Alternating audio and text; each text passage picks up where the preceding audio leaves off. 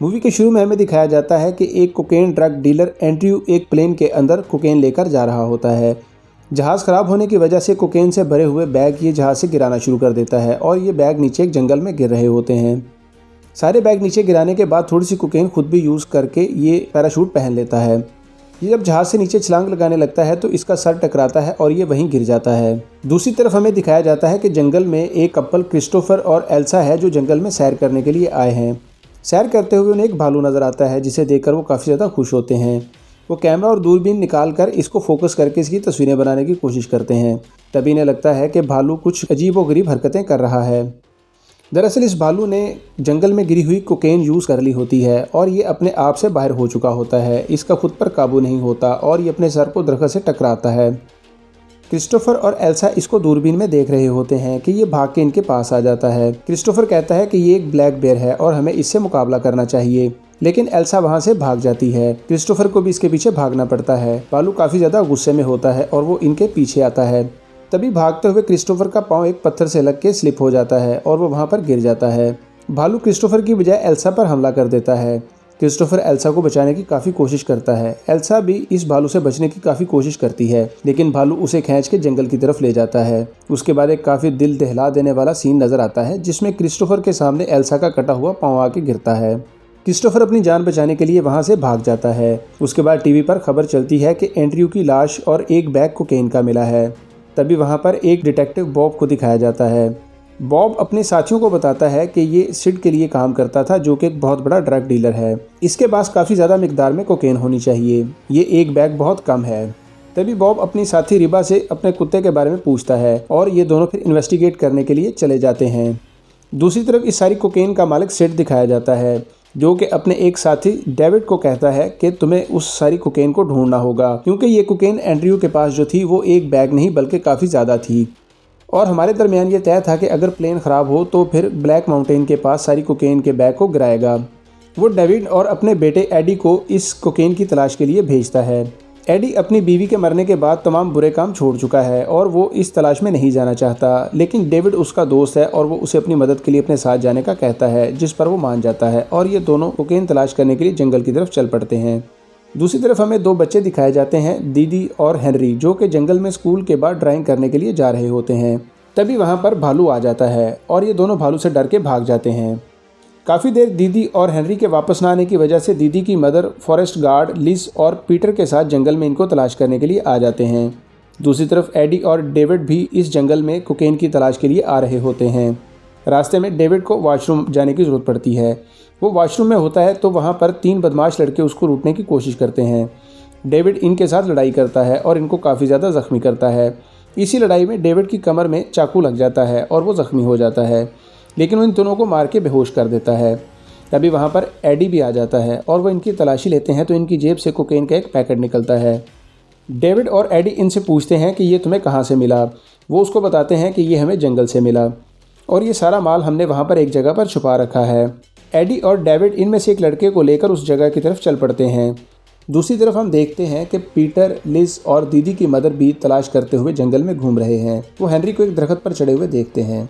तभी वहाँ पर भालू आ जाता है और वो पीटर को पकड़ लेता है। लिज अपनी पिस्तौल निकालकर भालू की तरफ गोली चलाती है और भालू डरकर भाग जाता है। पीटर भालू से छूटकर जब गिरता है तो उसके पास एक कोकेन का पैकेट पड़ा हुआ मिलता है। भालू उसी वक्त लिज पर हमला करके इसको जख्मी कर देता है। लिज वहाँ से मदद के लिए अपने ऑफिस की तरफ भाग जाती है। पीटर हेनरी को देखकर दूसरे दरख्त पर चढ़ने की कोशिश करता है। तभी भालू भी हेनरी के पीछे दरख्त पर चढ़ जाता है, लेकिन फिर वो पीटर को देख के पीटर की तरफ जाता है और पीटर के दरख्त पर चढ़ के इसको मार देता है। हेनरी और दीदी वहाँ से भाग जाते हैं। तभी लिज अपने ऑफिस में पहुँचती है तो वहाँ पर वही बदमाश लड़के पहुँचे होते हैं और इसके दफ्तर से चोरी कर रहे होते हैं। लिज इनको मारने लगती है तो तभी दरवाजे के बाहर भालू आ जाता है। लिज उनमें से एक लड़के को कहती है कि दरवाज़ा खोलो। वो लड़का दरवाज़ा खोलता है तो लिज गोली चलाती है जो गलती से भालू की बजाय एक लड़के के सर में लगती है और वो वहाँ पे गिर के मर जाता है। भालू गोली की आवाज़ सुनकर डर के ऊपर की तरफ भाग जाता है। दूसरा लड़का कमरे में खड़े ये सारा मंजर देख रहा होता है। तभी खिड़की से हाथ निकालकर भालू उस लड़के को भी पकड़ के मार देता है, जबकि दूसरी तरफ दीदी की मदर इसको जंगल में ढूंढ रही होती है। तभी लिज के ऑफिस में एम्बुलेंस आती है। जब डॉक्टर और इसके साथी वहाँ पर आते हैं तो उन्हें वो कमरे में लाश देखकर काफ़ी ज़्यादा परेशानी होती है। तभी स्टाफ का एक लड़का दरवाज़ा खोलता है तो भालू इन पर हमला कर देता है। एम्बुलेंस में आई हुई डॉक्टर लिज को काफ़ी ज़्यादा ख़राब हालत में एम्बुलेंस की तरफ लेकर जाती है। तभी वो लड़का भी भागकर एम्बुलेंस की तरफ जाता है और भालू इसका पीछा करता है। वो लड़का जैसे ही एम्बुलेंस पर चढ़ता है, भालू भी छलांग लगाकर एम्बुलेंस पर चढ़ जाता है, जिसकी वजह से लिज गाड़ी से बाहर गिर जाती है।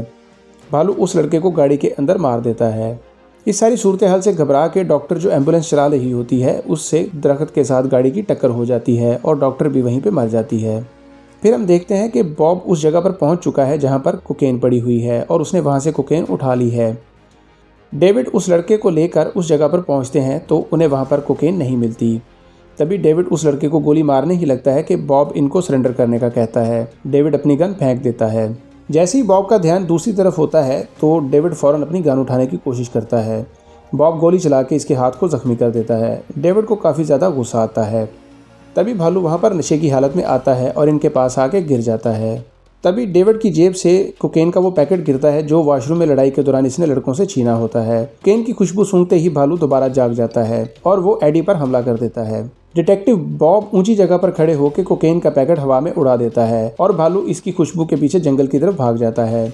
बॉब उसी वक्त एडी और डेविड को भी वहां से भागने का कहता है, लेकिन उसी वक्त सिड आकर बॉब को गोली मार देता है।